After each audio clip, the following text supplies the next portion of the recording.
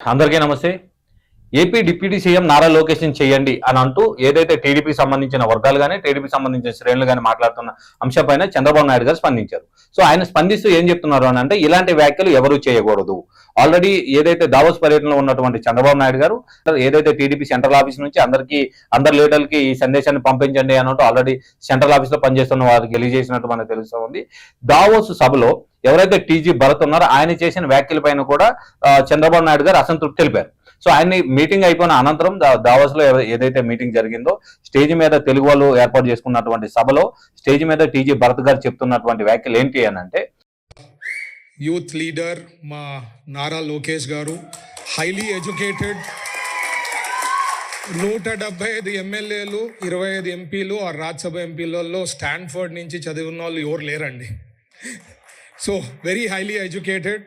So he knows what to do, when to do everything. So perfect blend ఉంది మాకు, ఇట్లా senior ఇట్లా junior. We have a అంటే long term vision, ఒక ఆలోచన చేస్తే ఫ్యూచర్ ఆఫ్ తెలుగుదేశం పార్టీకి ఉంది అని చెప్పేదానికి ఒక క్లారిటీ ఉందన్నమాట మా పార్టీలో. అండ్ నచ్చినా నచ్చకపోయినా ఎవరికైనా ఫ్యూచర్ ఇస్ లోకేష్ గారు. అండ్ సో భవిష్యత్తులో ఖచ్చితంగా ఏదైతే ఆంధ్రప్రదేశ్ రాష్ట్ర రాజకీయాలు ఉన్నాయో వీటికి భవిష్యత్తులో కాబోయే ముఖ్యమంత్రి నారా లోకేష్ గారే అంటూ తన ఒక ప్రసంగంలో తను మాట్లాడడం జరిగింది అనమాట. ఈ అంశం పైన పర్టికులర్ గా ఏదైతే ఆంధ్రప్రదేశ్ రాష్ట్రాల్లో భవిష్యత్తు సీఎం గా ఉండబోతున్నారు నారా లోకేష్ గారు అనే అంశాన్ని ఆయన ప్రస్తావించడంతో ఆయనకి మీటింగ్ అయిపోయిన అనంతరం చంద్రబాబు నాయుడు గారి క్యాబినెట్లోకి తను పిలుచుకొని అసలు మనం ఇక్కడికి వచ్చిన పర్పస్ ఏంటి, మనం మాట్లాడుతున్న మాటలు ఏంటి, స్టేజ్ పైన ఇలాంటి వ్యాఖ్యలు చేయకూడదు, అసలు ఈ అంశం గురించి పర్టికులర్ గా మాట్లాడకూడదు అని ఆల్రెడీ నేను చెప్పాను కదా, అయినప్పటికీ మీరు ఎందుకు ఇలా ప్రస్తావించారు అంటూ ఆయనకు బుద్ధి చెప్పినట్టు తెలుస్తా ఉంది మనకి. సో ఎందుకంటే పర్టికులర్ గా జరుగుతున్న అంశం కూటమి ప్రభుత్వం హెల్దీగా ఉంది. ఇలాంటి టైంలో ఇలాంటి అపోహలకు త్రోవివ్వకండి, ఎదుటి వారికి మనము చులకనయ్యేటట్టు మీరు ఉంచకండి అనే అంశాన్ని ఆల్రెడీ చంద్రబాబు నాయుడు గారు ఎవరైతే టీడీపీ సంబంధించిన ముఖ్య నాయకులతోటి ముఖ్యమైనటువంటి శ్రేణులతో ఆల్రెడీ మాట్లాడినట్టు, అలాగే రాష్ట్రంలో ఉన్నటువంటి లీడర్లందరికీ కూడా ఈ అంశం మీద మాట్లాడొద్దు అని చెప్పినట్టు మనకు తెలుస్తూ ఉందన్నమాట. సో ఏదైతే టీజీ భరత్ గారి వ్యాఖ్యలో మరో మాట ఏంటి అంటే, ఇప్పటి వరకు ఏపీకి సంబంధించినటువంటి ఎమ్మెల్యేలు కానీ ఎంపీలు కానీ ఆఖరికి రాజ్యసభ సభ్యులు అయినప్పటికీ వీళ్ళెవరిలో కూడా ఎవరైతే నారా లోకేష్ గారు చదువుకున్నారో అంత చదువుకున్నట్టుగా ఎవరూ లేరు. సో అలానే నారా లోకేష్ గారు ఏదైతే హ్యాండిల్ చేసే విధానం ఉంటుందో అలాంటి విధానం రాజకీయాల్లో ఉన్న రకరకాల స్ట్రాటజీస్ రకరకాల పాలసీస్ తోటి ముందుకెళ్తా ఉంటారు. సో నారా లోకేష్ గారు యువగలం తర్వాత తను ఏదైతే మార్పు చెందినట్టుగా వ్యవహరిస్తున్న శైలి ఏదైతే ఉందో అలా ఇప్పటి వరకు ఉన్న లీడర్లో ఎవరిని నేను చూడలేదు అనే అంశాన్ని బహిరంగంగా చెప్పడం జరిగింది అనమాట.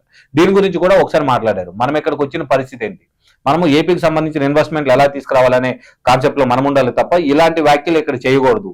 ఇంకోటి ఏంటి అంటే పర్టికులర్ గా ఈ అంశం మీద మాట్లాడొద్దని ఆల్రెడీ పార్టీ నుంచి స్ట్రిక్ట్ రూల్స్ ఉన్నప్పుడు మీరు ఎలా ఈ మాటలు మాట్లాడతారనే అంశం మీద కూడా చంద్రబాబు నాయుడు గారు టీజీ భరత్ గారికి అన్నట్టుగా మనకు తెలుస్తూ ఉంది. సో ప్రస్తుతానికి ఈ టోటల్ సమీకరణాలు మనం చూసుకున్నట్టయితే ఏదైతే డిప్యూటీ సీఎం చేయాలి నారా లోకేష్ కి అనే అంశాన్ని గత 10-15 రోజులుగా బాగా వైరల్ అవుతున్న టాపిక్ ఏదైతే ఉందో దీనికి క్లోజ్ అయినట్టే ఉంది. ఈ టాపిక్ ని ఇక్కడతో ఫుల్ స్టాప్ పెట్టేటట్టు మనకు కనిపిస్తా ఉంది. ఎందుకనంటే భవిష్యత్తులో మంత్రివర్గ విస్తరణలో అవకాశం ఉంటుందా లేదా అనేది అప్పుడు చూద్దాం. ప్రస్తుతానికైతే ఈ అంశం గురించి ఎవరు మాట్లాడొద్దు. ఇటు టీడీపీ శ్రేణులకు సంబంధించిన ముఖ్యమైన నాయకులు ఆల్రెడీ ఎమ్మెల్యేలు ఎంపీలతో సహా అందరికీ చంద్రబాబు నాయుడు గారు ఫోన్ లో మరీ చెప్పినట్టుగా తెలుస్తూ ఉందన్నమాట. సో ఈ అంశం గురించి మీరేమనుకున్నారు? చంద్రబాబు నాయుడు గారు ఇప్పుడు తీసుకున్నటువంటి డెసిషన్ రైటా రాంగా? ఎందుకనంటే ఈ అంశాన్ని మరో కోణంలో చూసినప్పుడు అయితే జనసేన పార్టీకి సంబంధించినటువంటి లీడర్లు కానీ మెగా అభిమానులు కానీ రకరకాలుగా వాళ్ళ ఆవేదన కూడా వ్యక్తం చేయడం జరిగిందనమాట. సో ఈ రెండింటిని కంపేర్ చేసుకుంటూ మనము ఎదుటి వాళ్ళకి చులకనైపోతున్నాం, ఎదుటి వాళ్ళకి అవకాశం ఇస్తున్నాం. సో అవకాశం ఇవ్వకూడదు అని చెప్పి చంద్రబాబు నాయుడు ఫుల్ స్టాప్ పెట్టారని మీరు భావిస్తున్నారా? మీరేమనుకున్నారా అనేది కామెంట్ రూపంలో నాకు తెలపండి. Thank you.